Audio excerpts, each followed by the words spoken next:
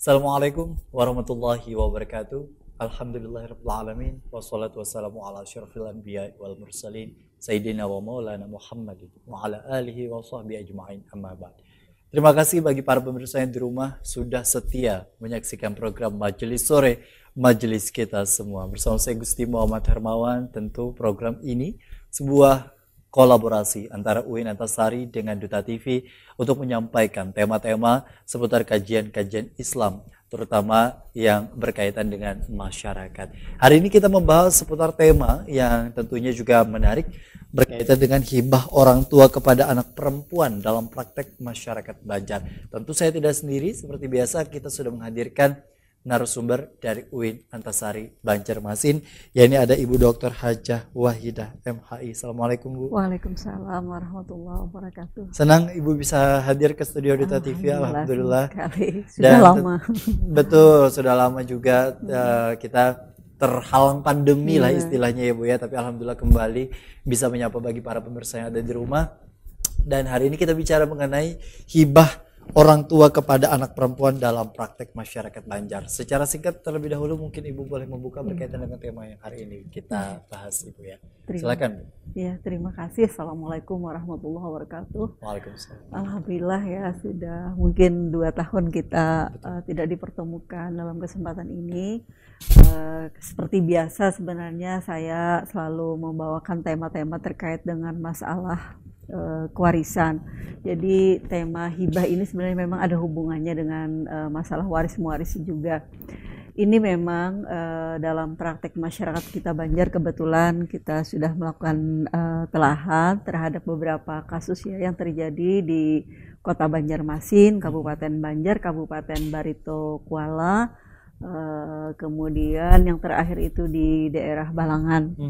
Nah, jadi hibah ini memang satu bagian ya, cara orang memindahkan hak dan milik seseorang kepada orang lain tentunya. Selain wasiat kan atau warisan. Jadi hibah ini memang satu bagian diantaranya. Nah cuma tentu ada perbedaan, sebab hibah ini mungkin lebih bahasa gampangnya orang menyebut dengan pemberian ya.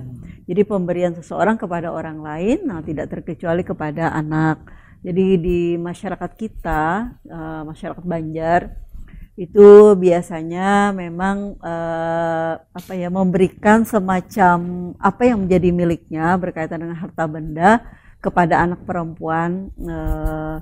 Dalam hal ini terkait dengan ya pemahaman masyarakat kita bahwa selama ini kan dalam konteks kewarisan yang namanya anak perempuan itu tidak menghabiskan seluruh peninggalan pewaris. Jadi kalau misalnya perempuannya hanya 1 orang, berarti dia dapat setengah, sebagaimana ayat dalam Quran surah An-Nisa ayat 17 kan menyebutkan fa in kunna nisa'un fawqa snataini falahunna thulutsa ma tarak wa in kanat wahidatan falahan nisf. Artinya apabila orang hanya punya anak perempuan 1 orang, berarti kalau meninggal dunia maksudnya anaknya itu cuma dapat separuh. Nah, atau kalau misalnya 2 orang atau lebih hanya mendapat 2/3. Nah, sehingga ada sisa setengah atau 1/3 ini nanti yang akan dikembalikan kepada asobah ya dalam konteks kewarisan.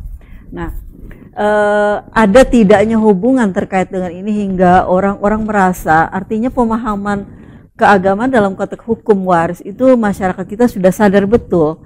Nah, mereka tentu sebagai orang tua merasa ketika dia memperoleh harta ya selama hidup dengan usaha dan pencahariannya tentu merasa lebih ini ya dinikmati oleh anaknya. Nah, semacam ada ketidakikhlasan ketika misalnya dia mengumpulkan harta benda lalu tiba-tiba misalnya pas dia meninggal setengahnya, mungkin kalau setengah juta ya enggak masalah mungkin, tapi kalau misalnya hartanya miliar, setengah miliar harus diberikan kepada saudara sebagai asobah. Nah, sementara dia melihat bahwa saudara hari ini mungkin tidak sama dengan zaman dahulu, bahwa kalau saudara itu dia mempunyai melindungi ya terhadap keponakannya atau membela. Nah, sementara ini misalnya selagi hidup aja tidak tahu menahu. Nah, maka merasa orang tua ini kan lebih baik kuberikan aja kepada anakku gitu selama saya hidup. Nah, ini yang barangkali dalam praktek kita di masyarakat ada variasi memang.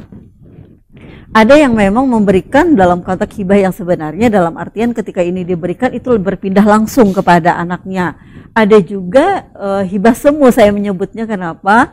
Jadi dalam surat hibah itu misalnya dia memberikan segala harta miliknya dengan catatan itu akan berpindah menjadi milik anaknya apabila dia sudah meninggal dunia. Nah ini kan kesannya seperti wasiat, karena wasiat itu perpindahannya itu setelah yang pemilik ini meninggal dunia. Nah nanti kalau warisan beda lagi. Warisan ini sebenarnya tanpa dihibahi, tanpa diwasiati, dia akan berpindah secara otomatis ketika terjadi kematian. Oleh karena itu, ketika hak-hak waris ini dipahami oleh masyarakat kita, jadi dia tentu ya, ini mungkin kita sadari sepenuhnya, orang pasti akan lebih senang, lebih sayang kepada anak ketimbang saudara ya. Karena itulah orang-orang yang paling dikasihi, yang terdekatnya.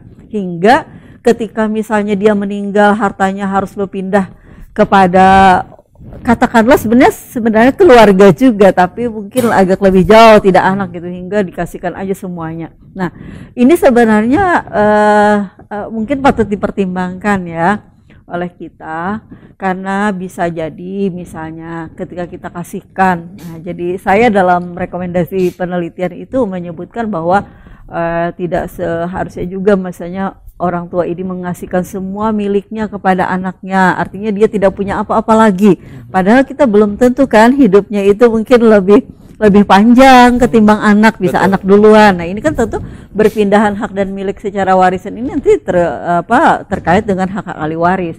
Nah oleh karena itu memang ya sifatnya kasuistik, orang bisa jadi dengan penghibahan itu akan merasa apa ya istilahnya tuh, bukan dirugikan sih, tapi sesuatu yang tidak terduga pada akhirnya ia ditinggalkan oleh anaknya, sementara hartanya sudah dikasihkan sama anak. Nah tentu kan perpindahan waris itu ada orang-orang tertentu yang milikinya. Ada juga yang memang satu hikmah besar. Jadi terakhir saya melihat di Balangan itu, ketika orang tua mengasihkan masing-masing anak perempuan, jadi dia memiliki sejumlah tanah ya bersama istrinya. Jadi dikasihkan anaknya yang A, dikasihkan tanah yang ini, anaknya yang B ini, sudah semua. Tidak berapa lama meninggal si istri. Nah, akhirnya yang anak ini berucap ya, alhamdulillah katanya. Kenapa ini menjadi kesyukuran bagi kami bertiga ya sebagai anak perempuan, karena semua kepemilikan ibu dan bapak yang diperoleh masa hidup selama hidupnya gitu diberikan sudah kepada kami. Kenapa? Karena ternyata ayahnya kawin lagi. Nah, yang kenapa dia mengucapkan satu keberuntungan, karena bisa jadi kan kalau misalnya tidak dibagi, nanti istri muda mungkin akan merasa bahwa itu harta suaminya. Nah, padahal kan memang harus diselesaikan, walaupun sesungguhnya dalam konteks kewarisan tidak seperti yang dikhawatirkan itu. Kenapa? Karena ketika orang meninggal itu memang seharusnya dibagi. Jadi tidak sampai harta yang diperoleh selama dengan istrinya yang tadi itu tidak berpindah menjadi milik ininya, kecuali mungkin ada bagian hak waris yang diterima suami yang dibawa dengan perempuan yang baru gitu. Nah, jadi kita bahas satu persatu Bu ya. Ketika masyarakat kemudian juga dalam hal ini memang perspektif dan paradigma ketika orang memiliki seorang anak perempuan, kalau di zaman dulu kan di zaman jahiliyah sampai pada tahap penguburan dan lain sebagainya, dan kemudian berkembang datangnya Islam menyempurnakan akhlak dan lain sebagainya, begitu dimuliakan wanita dalam hal ini perempuan. Nah sehingga banyak juga bagian-bagian tertentu atau spot-spot tertentu bagi para wanita yang kemudian juga masih diatur di dalam Al-Quran dan juga hadis, terutama dalam hal pewarisan. Ketika seseorang anak kemudian juga ditinggal oleh salah satu di antara orang tuanya, kemudian juga hanya meninggalkan yakni anak perempuan saja, tapi anak perempuannya itu memiliki anak laki-laki Bu. Seperti apa prosesnya? Apakah juga setengahnya masih untuk aswabahnya yakni keluarga dari orang tuanya, atau memang jatuh kepada cucu yang kemudian disebutkan tadi? Iya. Jadi dalam hukum waris Islam atau faraid ya orang menyebutnya seperti itu, bahwa hak waris itu yang diutamakan itu adalah anak. Jadi anak tidak mungkin sampai ke cucu kalau anak masih hidup. Nah, cuma berbeda nanti kasusnya seperti ini. Kalau misalnya anak perempuan itu 1 orang misalnya, maka kan hanya berhak setengah tadi. Nah, berarti setengahnya itu kita mencari kepada asobah. Nah, asobah di sini bisa cucu ya. Nah, cuma yang dalam konteks penyebutannya cucu itu ada cucu laki-laki dari anak laki-laki. Jadi seperti Gusti misalnya punya anak ya, laki-laki atau perempuan, berarti dengan ibunya Gusti berarti kan anak itu ada cucu laki-laki atau perempuan dari anak laki-laki. Nah, berbeda dengan ibu, andaikan kita bersaudara punya orang tua. Jadi anak-anak ibu itu adalah cucu laki-laki atau perempuan dari anak perempuan. Nah, ini nanti statusnya beda lagi. Nah, itu ada namanya yang zawil arham. Nanti terjadi perbincangan, walaupun ya agak menarik juga sebenarnya ketika dibincangkan dengan sekarang ada kompilasi ya, cucu ada waris pengganti dan sebagainya, yang mungkin akan berbeda nantinya. Intinya adalah memang ada bagian-bagian tersendiri, tapi nanti akan ditanyakan sejauh mana prakteknya dalam masyarakat Banjar. Apakah memang benar-benar menjalankan dan mengimplementasikan sesuai dengan ilmu faraid yang pernya itu sudah diatur sedemikian rupa, atau hanya dari kesepakatan bersama. Nah, usai jeda kita akan kembali, tetaplah bersama kami dalam program Majelis Sore Majelis Kita Semua.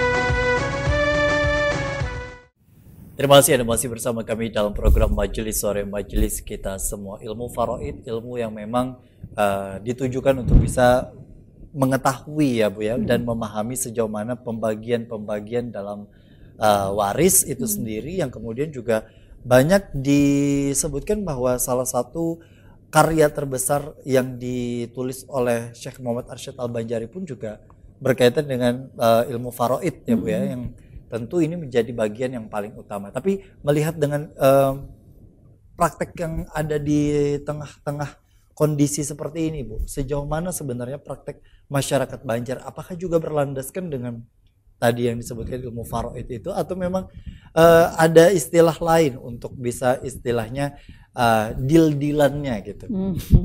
Iya, terima kasih. Jadi memang ya kita tidak bisa menyatakan bahwa masyarakat Banjar modelnya seperti ini, dalam artian bahwa mereka tentu punya alasan ya, alasan tertentu kenapa misalnya harus cepat dibagi atau tidak. Nah, ini tentu bersifat kasuistik juga. Namun kalau saya memperhatikan dari banyak telaahan terhadap praktek yang terjadi dalam kewarisan di masyarakat Banjar ya, bersyukur kita bahwa masyarakat rata-rata memang ingin menyelesaikan itu sesuai tuntunan.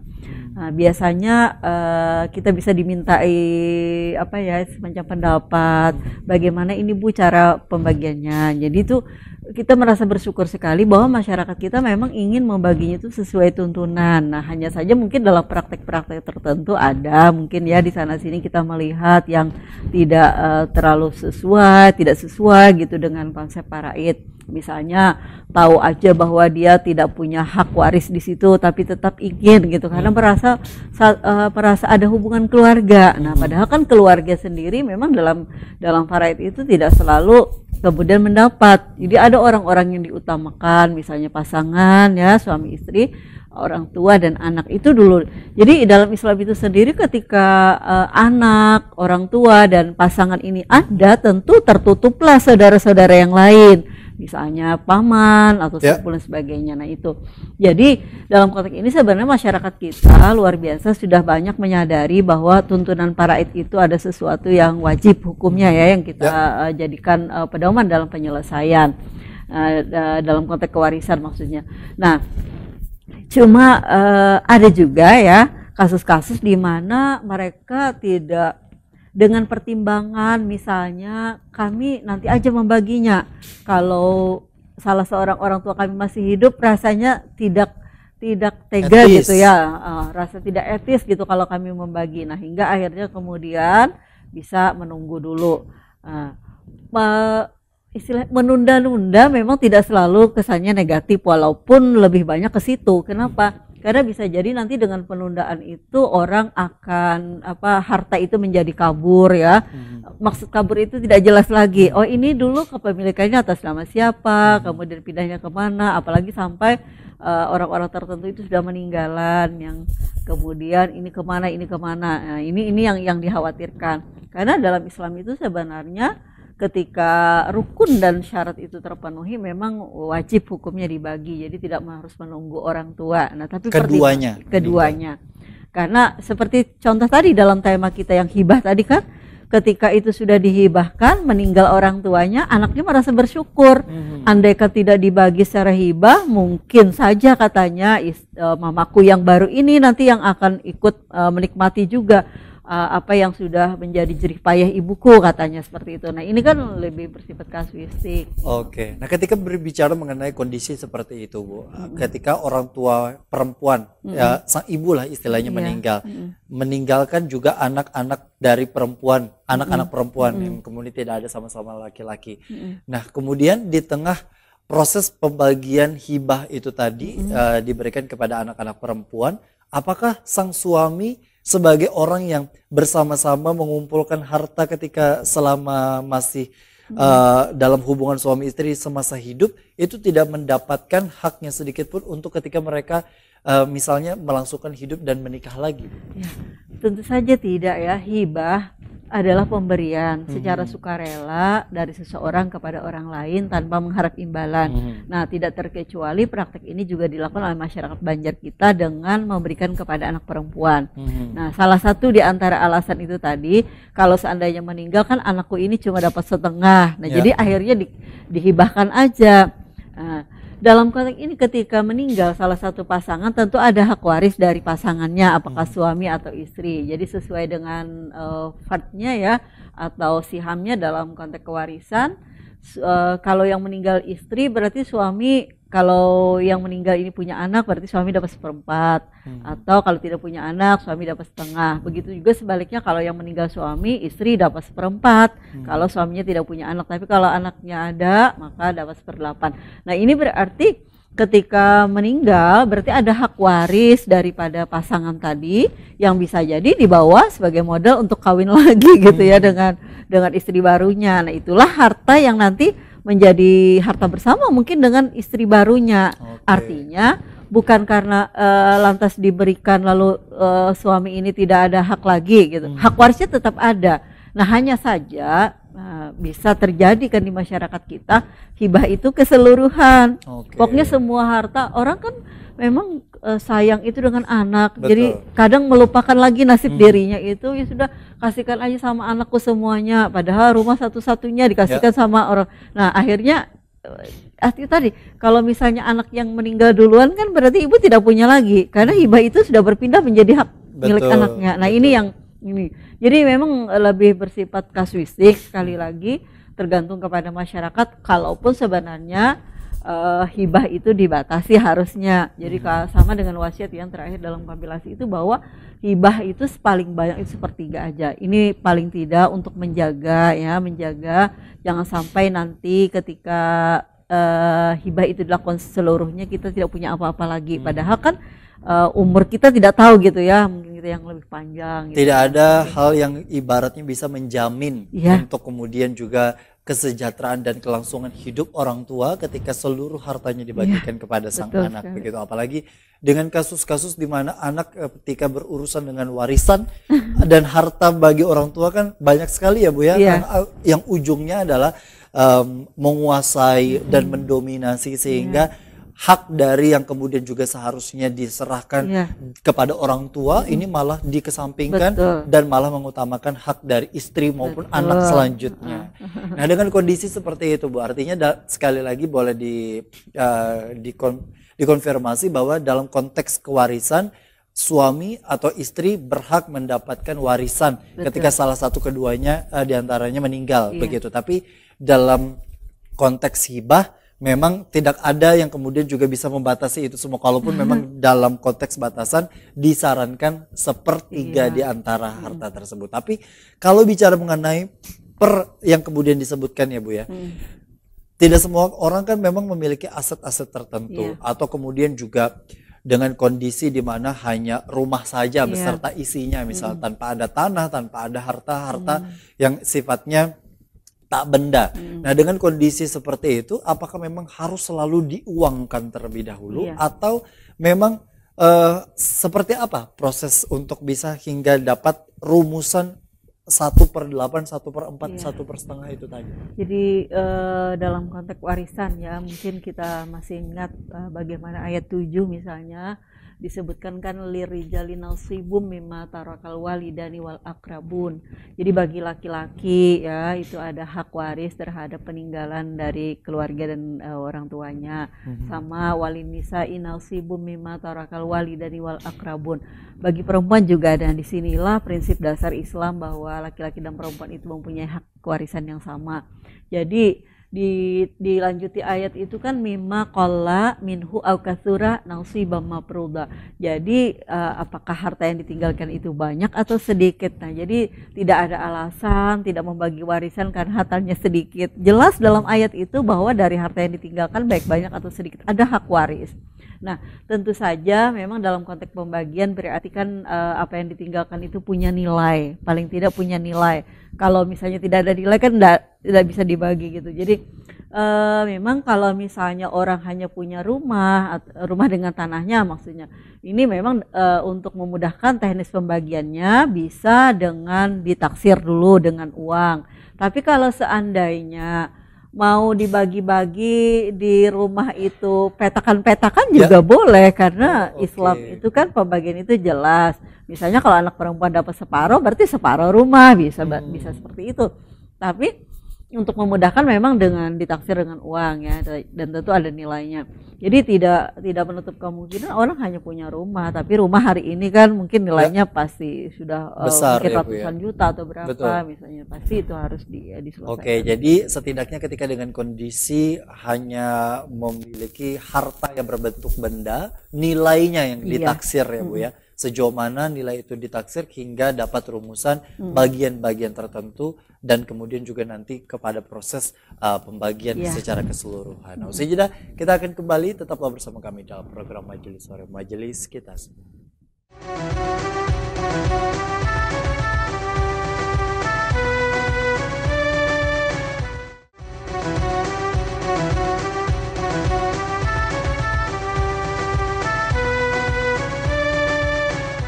Terima kasih Anda masih bersama kami dalam program Majelis Sore, Majelis Kita Semua, bicara mengenai sebuah warisan, sebuah hibah, ataupun juga wasiat. Tentu tiga hal ini adalah hal yang berbeda, yang tentu harus dipahami oleh masyarakat. Wasiat berbeda dengan pesan, tentu. Karena bicara mengenai wasiat ini kan setelahnya ya Bu ya, setelah usia tersebut memang sudah dirasa mendekati atau kemudian juga sudah tutup usia, baru itu berlaku. Nah, dengan kondisi hibah, ketika dalam kondisi sadar dan kemudian juga diterima oleh kedua belah pihak, maka akan diberikan saksi dan sebagainya, bisa dikategorikan dengan hibah. Berbeda dengan warisan yang memang tanpa wasiat, tanpa hibah pun sudah dipastikan apabila asabahnya memang sudah dipastikan dapat. Nah, dengan tiga hal ini Bu, sejauh mana pengetahuan masyarakat ketika Ibu melakukan penelitian ini, pemahamannya? Iya.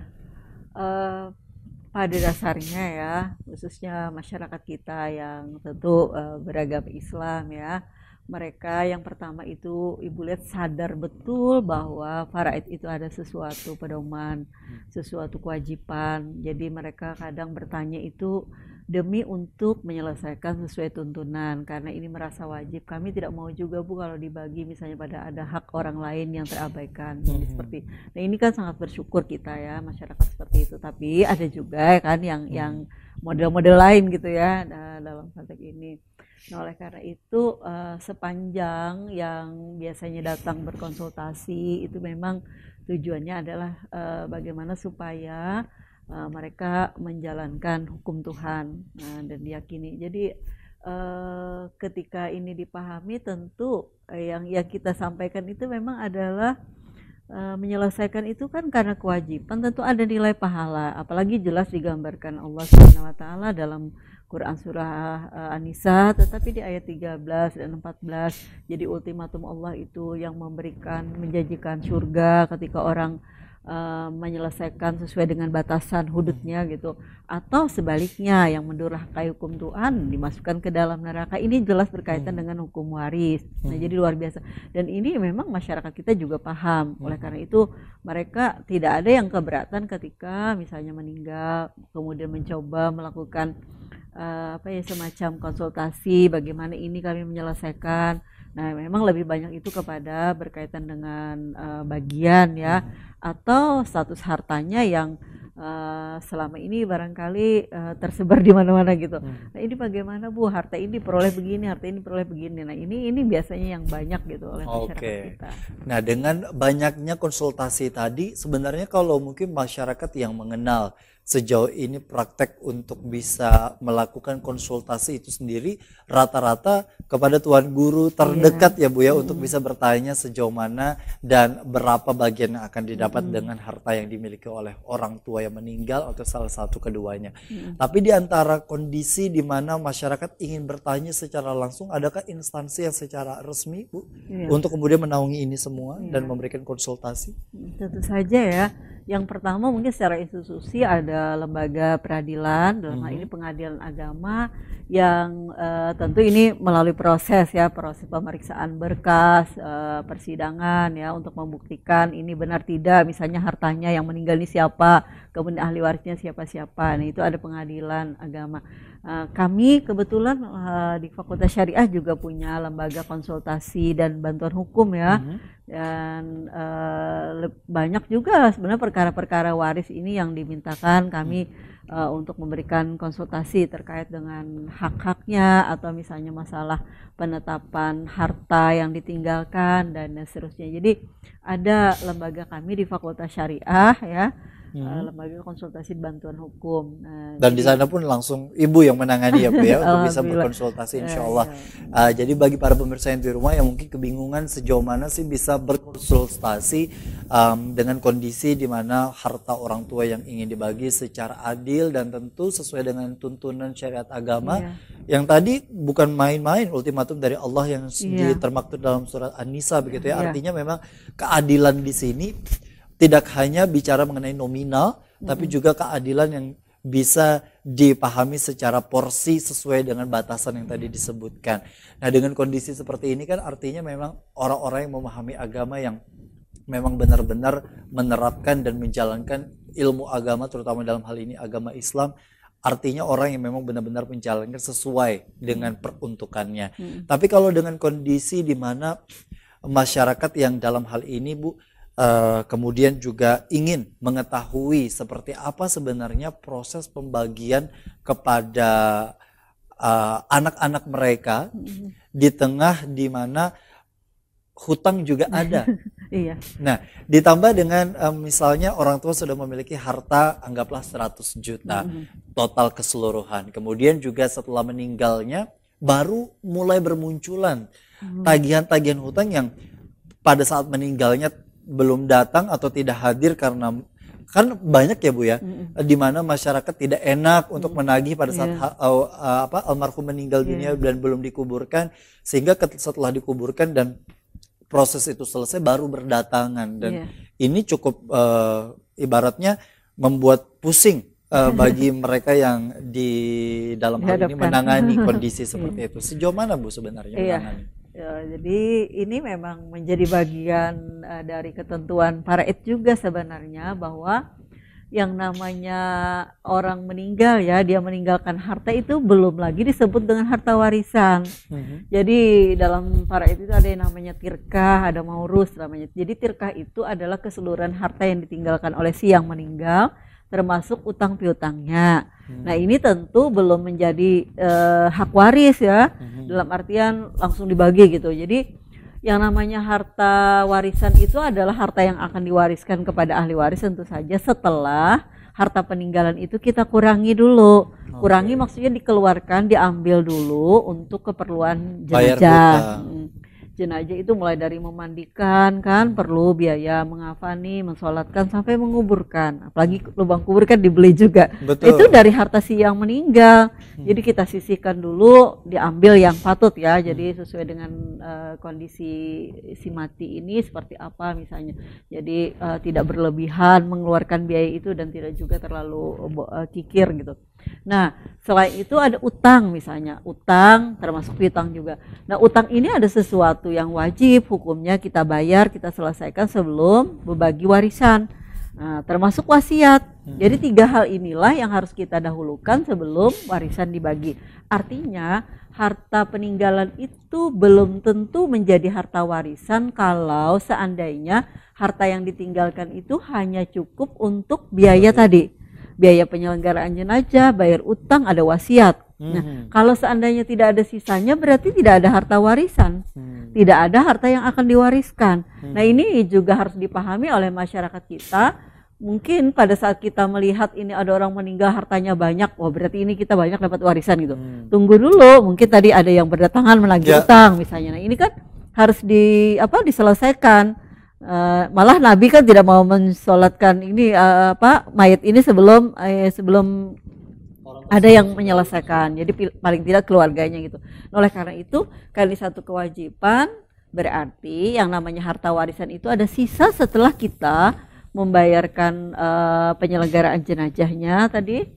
Kemudian utang dibayar, kemudian wasiat. Kalau ada sisanya berarti itu harta warisan. Tapi kalau tidak ada sisanya berarti harta peninggalan. Ketika salah satu meninggal Bu ya, kemudian juga baru diketahui dan terkuak ternyata meninggalkan hutang begitu ya. Sedangkan harta yang ditinggalkan hanya berbentuk rumah dan sudah misalnya dalam kategori yang untuk sholat jenazah dan lain sebagainya tidak mungkin menunggu rumah tersebut dijual kemudian baru diurus dan lain sebagainya. Nah, hutang tersebut pun tidak mampu rasanya misalnya dibayarkan oleh yang ahli waris karena dengan nominal yang banyak dan sedangkan dalam kondisi di mana rumah tersebut masih dalam promosi untuk dijual. Karena dengan kondisi seperti itu, adakah juga Bu yang menjadi catatan atau hal yang bisa dimengerti dan dipahami oleh masyarakat? Iya, sebenarnya banyak cara ya terkait dengan itu. Kalau seperti itu barangkali karena rumah itu memang lambat ya untuk proses dijual belikan hingga untuk membayar hutang. Tapi di sini menurut saya ketika kasusnya seperti itu paling tidak ahli waris ini ya kepada pihak istilahnya kreditur ya menjanjikan bahwa dia yang bertanggung jawab akan melunaskan utang orang tuanya, hanya mungkin minta waktu ya, minta tangguhkan karena rumah ini belum bisa terjual. Tapi dalam prakteknya bisa jadi di antara anak yang bersedia gitu membayarkan dulu, nanti ada hak warisnya. Hitungannya itu nanti ada di bagian harta yang ditinggalkan. Oleh karena itu sebenarnya Islam itu tidak menyulitkan, mudah gitu. Ketika orang meninggal, dia ada utang, ambil dulu dari hartanya. Nah, dari hartanya kalau memang mencukupi, kalau memang tidak bisa laku terjual hingga tidak bisa dilunaskan, mungkin ada cara-cara ya. Mungkin minta kelonggaran dengan pihak kreditur atau mungkin ada di antara anak yang punya kemampuan dia bayarkan duluan, nanti diambil situ. Nah, kalau seandainya harta yang ditinggalkan sudah kita taksir dengan harga sekian ternyata masih kurang untuk bayar hutang, nah tentu ini dalam kompilasi terakhir ya ada pasal yang juga menarik untuk didiskusikan karena di situ disebutkan bahwa tanggung jawab ahli waris terhadap utangnya itu hanya sebatas hartanya. Nah, di sini kan memberikan semacam indikasi bahwa kita itu sebagai ahli waris hanya berkewajiban membayar utang itu sesuai dengan harta yang ditinggalkan. Nah, tapi dalam hal ini, dalam konteks kita sebagai ahli waris, tentu kita tidak mungkin membiarkan orang tua kita meninggal dalam keadaan terhutang, ya kan? Paling tidak kita sebagai ahli waris, sebagai anak, sebagai apa istilahnya tuan prestasi ya, ketika kita dirawat dan sebagainya, tentu kita akan bertanggung jawab. Minimal kalau kita tidak punya kemampuan ya minta tangguhkan dulu, tapi kita pasti akan melunaskan utang orang tua kita karena kita tidak mungkin membiarkan orang tua kita mati dalam keadaan meninggalkan utang kalau kita masih bisa mengupayakan, dalam artian punya kemampuan. Kalau seandainya tidak, ya menjadi kewajiban kaum muslimin ya untuk membayarkan. Nah, ini nanti juga bisa menjadi pertanyaan, apakah memang ketika misalnya suami yang meninggal atau istri yang meninggal, tapi dengan kondisi di mana dia juga punya anak, tapi sang suami atau sang istri yang ditinggalkan ini tidak mampu lagi bekerja sehingga bingung juga untuk bayar hutang. Nah, dengan kondisi seperti ini, apakah memang yang jatuh kewajibannya itu kepada sang anak atau kepada sang pasangan itu tadi yang ditinggalkan? Nah, ini akan menjadi menarik. Usai jeda, tetaplah bersama kami dalam program Majelis Sore, Majelis Kita Semua.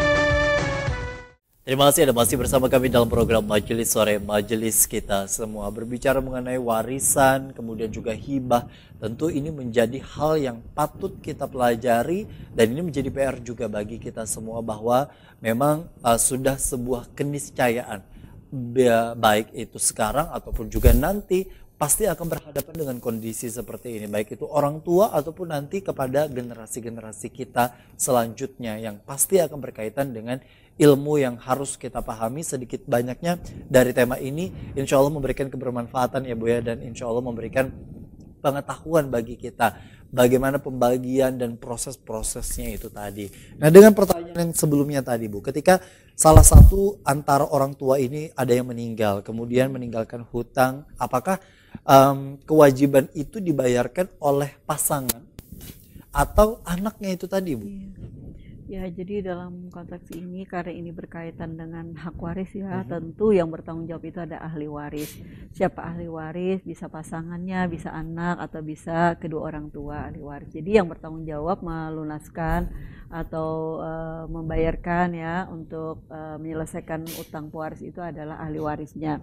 Nah, mungkin dalam kasusnya bisa jadi anak masih kecil, kan tidak mungkin dia, tetapi di sini artinya tetap dikeluarkan oleh orang yang punya semacam tanggung jawab, yaitu ahli waris. Tapi kalau misalnya orang tuanya justru sudah tua juga, nah tentu yang memikirkan anak-anaknya ya kan, seperti itu. Jadi lebih ini.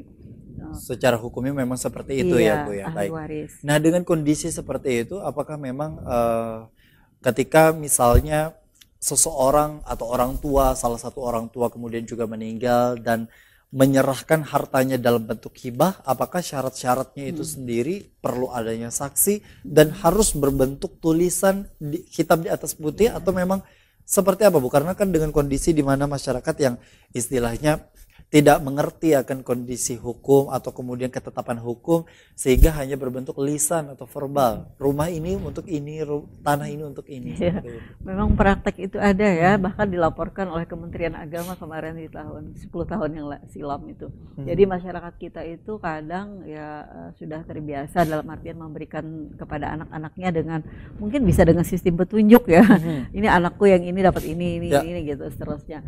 Nah, memang dalam fikih ya, bahwa hibah itu rukunnya yang pertama tentu ada yang menghibahkan yang disebut dengan wahib, yaitu ada mauhub lahu, ada penerima hibah, kemudian objek hibah itu tambah sigatnya, artinya semacam akad gitu ya, kalau boleh disebut seperti itu. Jadi ini kuhibahkan, kemudian ini terima. Nah, jadi seperti itu aja sebenarnya rukunnya, tanpa perlu ada saksi. Tapi tentu kita punya kompilasi ya yang namanya hibah, memang dikuatkan, dan itu barangkali juga tidak susah kita memahami dalam konteks fikih, ada kemaslahatan di dalamnya, karena bisa jadi nanti akan bermasalah sehingga mungkin pencatatan saksi itu diharuskan. Nah, makanya di dalam kompilasi itu disebutkan ada yang menyaksikan, sehingga orang tidak dengan begitu mudah aku dihibahi orang tuaku ini, padahal saudara yang lain tidak tahu misalnya. Apalagi dengan mudahnya teknologi hari ini bisa sambil direkam ya Bu ya. Bisa sambil direkam dan disaksikan mungkin oleh banyak ketika misalnya jarak yang membatasi ini semua, sehingga bisa langsung berkomunikasi. Jadi tidak ada masalah ya, tidak ada masalah sebenarnya. Jadi memang sebagusnya seperti itu. Tapi Ibu lihat masyarakat kita sudah sadar seperti itu ya. Jadi kalau yang terakhir ada kemarin masyarakat kita yang ingin menghibahkan rumah ya, yang objeknya berbeda tempatnya. Nah, jadi bagaimana Bu caranya ini, sementara aku punya anak 2, aku ingin menghibahkan ini kepada anakku ini. Nah, jadi dia malah minta semacam tertulis gitu. dan disaksikan oleh kami misalnya dari LKBH tadi. Nah, jadi itu kan sudah menjadi kesadaran bagi masyarakat kita karena ini tidak ingin di belakang hari ada tuntutan atau gugatan yang seharusnya tidak ini. Jadi cuma bagusnya itu kemarin hibah itu karena dia punya banyak ya, untuk anaknya dikasihkan ini, anaknya yang ini dikasihkan ini, dan dia masih menyisakan, Bu, kami masih punya. Artinya tidak menghabiskan harta kami. Pokoknya kami ingin nanti anakku memang ini tidak diganggu-gugat, dalam artian berpindah pada saat kami serahkan. Nah, jadi kemarin belum kami buatkan lagi. Jadi Ibu kemarin kalau memang mau dikuatkan bisa ke notaris juga bisa, boleh seperti itu. Mungkin akan lebih aman kan, karena dia khawatir juga barangkali sepeninggalnya nanti anak-anaknya yang masih kecil ya tidak ini. Nah, jadi apalagi itu kan dengan kondisi di mana hari ini asuransi kian bermasalah. Betul. Nah, mungkin itu bisa menjadi solusi ya Bu ya. Ditambah dengan begitu banyaknya informasi-informasi yang berkembang hari ini, arisan online, kemudian juga pinjaman online, ini bisa diantisipasi setidaknya dengan kondisi-kondisi yang kemungkinan kita tidak tahu. Tapi sekali lagi boleh Ibu sampaikan kesimpulannya, sejauh mana hibah di dalam agama Islam itu dibolehkan? Apakah bisa disampaikan hanya lisan saja dan itu memiliki kekuatan hukum yang ibaratnya sudah secara resmi di dalam pandangan Islam, atau memang sekali lagi diperlukan adanya hal-hal yang perlu lebih komprehensif itu tadi? Jadi betul ya, memang hibah itu adalah satu pemberian, jadi berpindah hak dan milik seorang kepada orang lain, tidak termasuk dalam prakteknya diberikan kepada anak. Dan tentu ini tidak ada hubungannya dengan waris. Artinya kalau misalnya sudah dihibahkan, nanti ini bukan menjadi bagian harta peninggalan yang akan diwariskan. Nah, ini tentu yang harus kita pahami juga. Jadi jangan merasa bahwa ini dengan anak juga begini. Nah, cuma yang menariknya ini jadi luar biasa bagus menurut Ibu ketika kompilasi menyatakan hibah orang tua kepada anak dapat diperhitungkan sebagai warisan. Nah, ini juga mengantisipasi barangkali ketika ada kasus orang memberikan kepada anak tertentu saja sementara yang lain tidak. Nah, ini kan berarti ada dirugikan.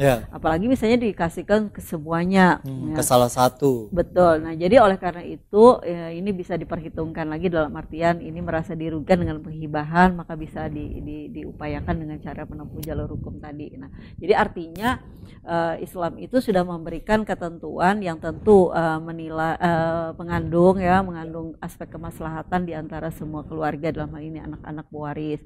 Jadi tidak menutup kemungkinan dan boleh hibah itu diberikan kepada anak. Nah, hanya saja mungkin kita juga perlu mempertimbangkan ya, tidak harus mengasihkan semuanya karena belum tentu akhirnya kita menjadi miskin ketika apa yang kita punya diberikan semuanya pada anak. Nah, karena kan tadi hibah tadi konsekuensinya atau akibat hukumnya itu ada berpindah ketika dia masih hidup, berbeda dengan warisan. Jadi kesimpulan pada hari ini intinya hibah itu dibenarkan dan diperbolehkan dalam agama Islam, tapi sekali lagi secara normatif dipertimbangkan kembali ya Bu ya, dalam hal di mana misalnya untuk keberlangsungan hidup di sisa usia orang tua, dan jangan juga bagi sang anak yang mendapatkan hibah lalu dengan mudahnya untuk kemudian juga merasa menguasai dan mendominasi. Masih dipikirkan akan hak-hak orang tua itu tadi.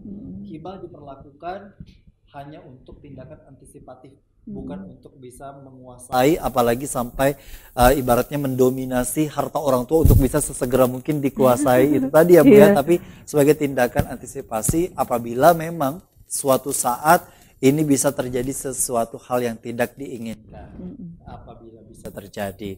Terima kasih Ibu Wahidah yang tentunya sudah hadir ke studio Duta TV. Semoga dari apa yang disampaikan insya Allah memberikan kebermanfaatan dan insya Allah memberikan pengetahuan bagi kita semua sejauh mana pengetahuan kita tentang hak dan juga kewajiban bagi manusia ketika meninggal dunia, terutama dalam hal waris mewaris itu tadi. Jangan sampai haknya saja dituntut, tapi kewajiban dalam hutang piutang, penyelenggaraan jenazah, kemudian juga hal-hal yang lainnya ini dilupakan, sehingga kasihan jenazahnya itu tadi ya Bu, yang kemudian juga mendapatkan dampak dari keserakahan dari orang-orang yang menjadi ahli waris itu tadi. Dan insya Allah memberikan kebermanfaatan sekali lagi bagi para pemirsa yang ada di rumah. Sekali lagi bagi para pemirsa yang tentu merasa kebingungan mungkin ya Bu ya, untuk kemudian juga dengan kondisi di mana bisa konsultasi, diskusi seputar pembagian hak waris ini sendiri secara syariat Islam, bisa langsung datang ke Kementerian Agama, kemudian juga ke pengadilan agama dalam hal ini bagi kita semua yang beragama Muslim, atau ke LKBH itu tadi ya Bu ya, yang ada di Fakultas Syariah Universitas Islam Negeri. Insya Allah di sana tentu memberikan solusi-solusi setidaknya bagi teman-teman, bagi masyarakat semua untuk bisa membagi seluruh harta warisannya sesuai dengan tuntunan dan syariat Islam, agar tadi kita menjadi golongan yang adil dan tentu diridhoi oleh Allah Subhanahu wa taala. Dan terima kasih bagi para pemirsa yang sudah menyaksikan program Majelis Sore edisi hari ini. Akhirnya kami berdua undur diri dari hadapan Anda. Wassalamualaikum warahmatullahi wabarakatuh. Majelis Sore, majelis kita semua. Sampai jumpa.